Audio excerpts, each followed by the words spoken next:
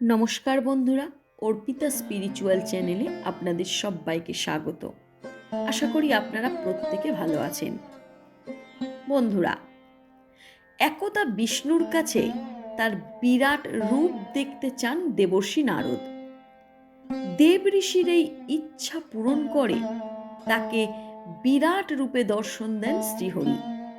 এরপর শ্রী সচ্চিদানন্দ সত্যনারায়ণের অনন্ত স্বরূপের জ্ঞান লাভ করেন নারদ। এই দিনটি ছিল ভাদ্র মাসের শুক্ল চতুর্দশী, আর তারপর থেকেই এই দিনটি অনন্ত চতুর্দশী হিসাবে পূজিত হতে শুরু করে। কথিত আছে, সৃষ্টির সূচনায় 14টি তল সৃষ্টি করেন বিষ্ণু। সেগুলো কি? সেগুলো হলো তল, অতল, বিতল, সুতল, তলাতল, রসাতল, পাতাল, ভুব, স্বঃ, জন, তপ, সত্য ও মহ। এই সমস্ত লোকের রচনার পর এদের সংরক্ষণ ও পালনের জন্য 14টি রূপে প্রকট হন ভগবান নারায়ণ। এই সময় অনন্ত প্রতীত হন তিনি। অনন্তকে এই 14 লোকের প্রতীক বলে মনে করা হয়।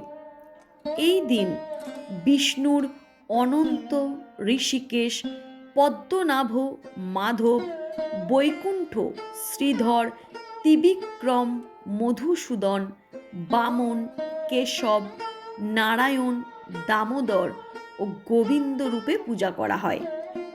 তো বন্ধুরা, আমার কথা শুনে আপনারা বুঝতেই পাচ্ছেন আমি আজকে কোন বিষয় নিয়ে আলোচনা করছি। হ্যাঁ বন্ধুরা, আজ হলো পবিত্র অনন্ত চতুর্দশী। আর আজ এই অনন্ত চতুর্দশীর শুভ সময় এবং এই অনন্ত চতুর্দশীর পবিত্র ব্রতকথা এবং ব্রত মাহাত্ম্য, আপনারা কিভাবে এই অনন্ত চতুর্দশীর ব্রত উদযাপন করবেন সে বিষয়ে। তো প্রথমেই আজ শনিবার অর্থাৎ 6ই সেপ্টেম্বর চতুর্দশী শুরু হচ্ছে 3:12 অর্থাৎ ভোর 3:12 এবং শেষ হচ্ছে আবার ভোর 3:12 পরের দিন। পুজোর শুভ সময় হলো সকাল 6:02 থেকে রাত 1:41 পর্যন্ত, অর্থাৎ 19 ঘন্টা। এর মধ্যে আপনারা অনন্ত চতুর্দশীর ব্রত উদযাপন করতে পারেন।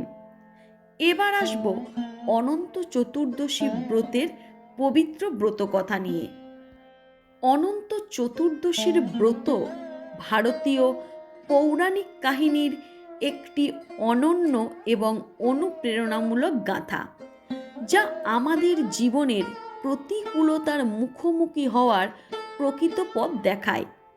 এই গল্পটি মহাভারতের যুগের, যখন মহারাজ যুধিষ্ঠির একটি বিশাল রাজসূয় যজ্ঞের আয়োজন করেন। এই যজ্ঞের মণ্ডপটি এতটাই আশ্চর্যজনক এবং জমকালো ছিল যে এটি জল এবং স্থলের একটি অপূর্ব সংমিশ্রণ বলে মনে হয়েছিল। এই দৃশ্য দেখে দুর্যোধন জলাশয়ে পড়ে গেলেন এবং দ্রৌপদী তার অবস্থা দেখে হেসে উঠলেন, যার কারণে দুর্যোধন অত্যন্ত অপমানিত ও আহত বোধ করেন।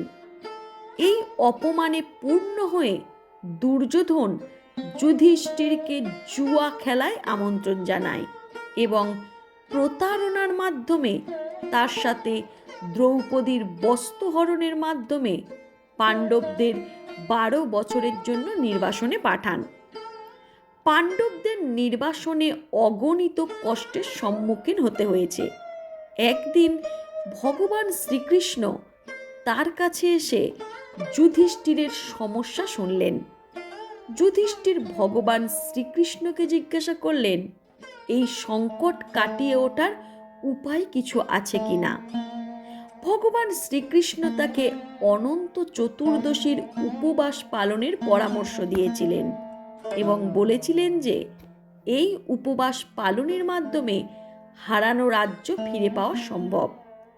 কৃষ্ণ যুধিষ্ঠিরকে একটি প্রাচীন গল্প বলেছিলেন, যাতে একজন ব্রাহ্মণ এবং তার কন্যা সুশীলার কথা উল্লেখ আছে।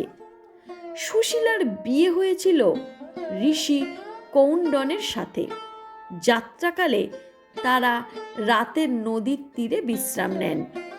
সুশীলা অনন্ত ব্রতের গুরুত্ব শুনে তার হাতে 14টি গিঁট দিয়ে একটি ডোর বেঁধে দেন। কিন্তু ঋষি কৌণ্ডিন্য সুশীলার এই কর্মকে প্রত্যাখ্যান করেন এবং কুসংস্কারাচ্ছন্ন বলে তাকে তিরস্কার করেন এবং সেই ডোরকে বশীকরণের ডোর ভেবে ছিঁড়ে দেন। এবং এখানেই না থেমে তিনি সেই সুতোতে আগুন লাগিয়ে জ্বালিয়ে দেন। এতে ভগবান বিষ্ণু অত্যন্ত রুষ্ট হয়ে যান এবং কৌণ্ডিন্য মুনির সমস্ত সম্পত্তি নষ্ট করে দেন। সব জানার পর নিজের অপরাধের প্রায়শ্চিত্ত করার জন্য সিদ্ধান্ত নেন কৌণ্ডিন্য মুনি। অনন্ত ভগবানের কাছ থেকে ক্ষমা প্রার্থনায় তিনি জঙ্গলে চলে যান। পথে সবার কাছেই অনন্ত ভগবানের ঠিকানা জানতে চান, কিন্তু কারোর কাছেই তিনি সঠিক জানতে পারেননি। এতে হতাশ হয়ে প্রাণ ত্যাগ করার সিদ্ধান্ত নেন কৌণ্ডিন্য ঋষি। তখন এক ব্রাহ্মণ এসে তাকে আত্মহত্যা করা থেকে আটকায়। এরপর ঋষি কৌণ্ডিন্যকে একটি গুহায় নিয়ে গিয়ে চতুর্ভুজ অনন্ত দেবের দর্শন করান। ব্রাহ্মণ ওই মুনিকে জানান যে অনন্ত সূত্রের তিরস্কারের কারণে তার এই দশা হয়েছে। এই পাপের প্রায়শ্চিত্তর জন্য 14 বছরের নিরন্তর উপবাস পালনের মাধ্যমে নিদান দেওয়ার কথা বলেন ওই ব্রাহ্মণ। কৌণ্ডিন্য মুনি 14 বছর পর্যন্ত নিয়ম মেনে শ্রদ্ধার সাথে সেই অনন্ত চতুর্দশীর ব্রত পালন করেন। এরপর তার জীবনে আনন্দের আগমন ঘটে এবং তার জীবনে সমস্ত সমস্যা দূর হয়ে যায় এবং অবশেষে তিনি মোক্ষ লাভ করেন। শ্রীকৃষ্ণের এই অনুপ্রেরণামূলক কাহিনী দ্বারা মুগ্ধ হয়ে যুধিষ্ঠির চিরন্তন ভগবানের কাছে ব্রত গ্রহণ করেন। ফলে মহাভারতের যুদ্ধে পাণ্ডবরা বিজয়ী হয়ে তাদের হারানো রাজ্য ফিরে পায়। এইভাবে অনন্ত চতুর্দশীতে উপবাস শুধুমাত্র জীবনের অসুবিধাগুলি কাটিয়ে উঠতে একটি শক্তিশালী সমাধান দেয় না, তবে ধর্মীয় বিশ্বাস এবং সম্পূর্ণ উৎসর্গের গুরুত্বও প্রকাশ করেন। তো বন্ধুরা, আপনারা এই অনন্ত চতুর্দশীর ব্রতকথা শ্রবণ করলেন। এবার বলবো এই অনন্ত চতুর্দশীর ব্রত আপনারা কিভাবে পালন করবেন। অনন্ত চতুর্দশীর দিনে অর্থাৎ আজকে ভক্তরা সকাল সকাল স্নান করে এবং ভগবান বিষ্ণুকে অভিষেক করে তাকে অন্তর থেকে পূজা করবেন এবং পূজার সময় অনন্ত সূত্র নামক 14টি গিঁট বিশিষ্ট একটি পবিত্র সুতো বাড়ির পুরুষদের কবজিতে এবং মহিলাদের গলায় বেঁধে দেবেন। এই ডোরটি 14 বছর ধরে উপবাসের প্রতীক। এরপর ভক্তরা অনন্ত চতুর্দশীর ব্রত পাঠ করে সারাদিন উপবাস করে ভগবান শ্রী বিষ্ণুর পূজা অর্চনা করবেন।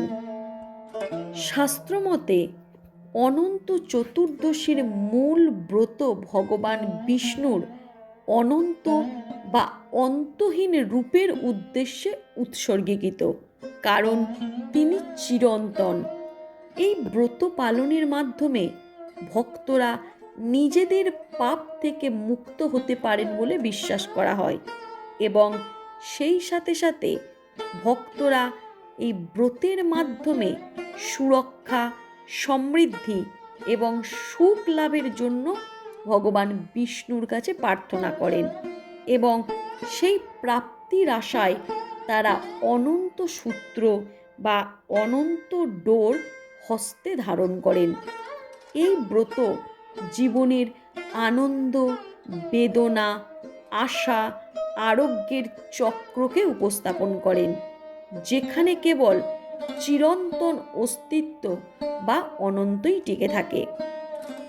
এই জাফরান বা হলুদ দিয়ে রং করা 14টি গিঁট যুক্ত একটি সুতো তৈরি করবেন এবং অবশ্যই এই সুতোটি পুরুষদের ডান হাতে এবং মহিলারা বাম হাতে অথবা গলাতে বাঁধতে পারেন। তো বন্ধুরা, আজকে জানতে পারলেন অনন্ত চতুর্দশীর ব্রত কথা এবং এই ব্রত পালনে আপনাদের কি উপকার হতে পারে।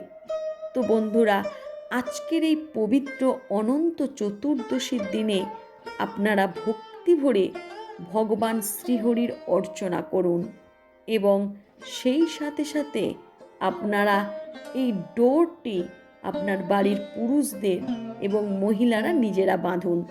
তাহলে ভগবান শ্রী বিষ্ণুর আশীর্বাদ আপনাদের ওপর সদা বর্ষিত হবে। আজকের ভিডিও এই পর্যন্ত। যারা আমার চ্যানেলে নতুন তারা আমার চ্যানেলটিকে সাবস্ক্রাইব করে আমার পাশে থাকবেন। আর এরকম আরও নানা রকমের ভিডিও পেতে গেলে আমার চ্যানেলের সাথে সর্বদা যুক্ত থাকবেন। আজকে এই পর্যন্ত। নমস্কার। জয় শ্রী বিষ্ণু।